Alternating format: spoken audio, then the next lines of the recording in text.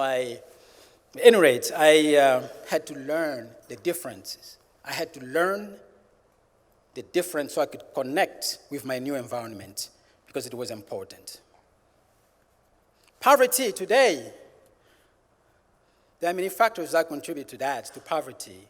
People are being marginalized somehow, 21st century. I've seen, because coming from Africa, I've experienced it. When I say to you, when I say Africa, what thing that comes to mind to you? The first thing that comes to mind, versus when I say, let's say Germany, what comes to mind? But let's reflect on this. Think of every natural resource that a person can think of. Any natural resources, Africa has it. Which means Africa can make anything, can produce anything. But they call my home the poorest place. I still don't understand. When I came here and I began to understand things, then I began to realize the injustices, especially now in 21st century. It's sad. Even until today, I'm still marginalized, racialized person. I have to change the way I present myself. I have a daughter who's 5 years of age. She tells me when I go to certain places, Daddy, put on some glasses, or put your glasses because they'll think you're smart.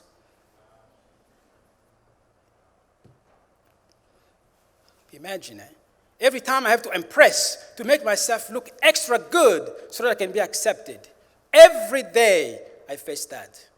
That's why I say, do you understand your own biases and prejudices? Which makes other individuals feel like they are nothing. Every day. It's ingrained in me when I go to a place, I have to behave a certain way. Homelessness, part of that poverty again. That is rampant in the West. I couldn't believe. In the West, when you see the GDP of the gross national product, and you see the US, you see Canada, it's so huge, China. But when you see the homelessness in the West, go to the streets of Paris, the streets of Munich, Brussels, yeah? London, New York, Detroit. It is incredible, unbelievable today. What is going on today? I'm saying this because you are the leaders of tomorrow. You have a greater responsibility to make the changes tomorrow. Some of you here may become prime ministers of this country. Some of you may become mayors. You have a responsibility. Remember that.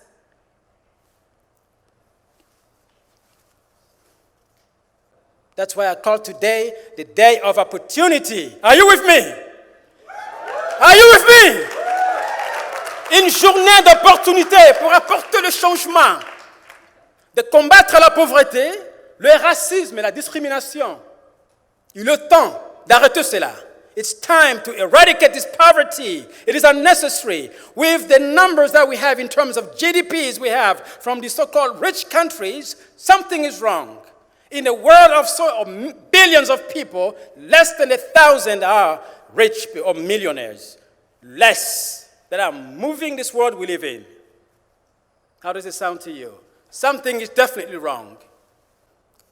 The next topic will be mental health and stigma. It was displayed here. 1 in 5 people will deal with a mental health issue at some point in their life here in Canada, even worse in the US. Imagine, worse in the US.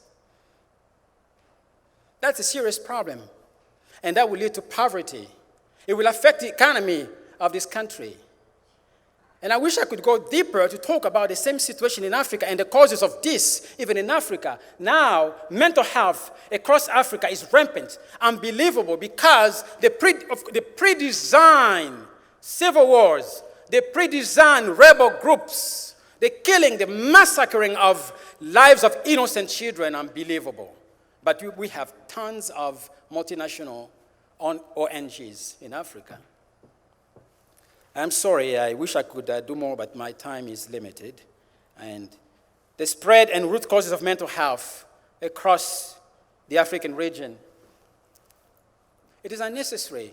So many people are having this problem, including myself, again, because of inequality and racism and poverty. Ladies and gentlemen, thank you for your time. And right now, I would like to introduce to you my colleague, Veronica Snox, right here.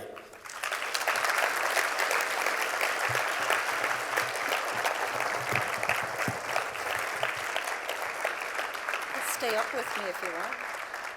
You want to stay or you can stay? Dear friends, I appeal to you today for your support as I prepare myself to run for the elections in the Congo. I would like to become the next president of the Democratic Republic of Congo. And I appeal to you for your presence to be there, to support, to be the observers, to make sure things go smoothly. I would like all of you, all my dear students, my partners here, my colleagues at the university.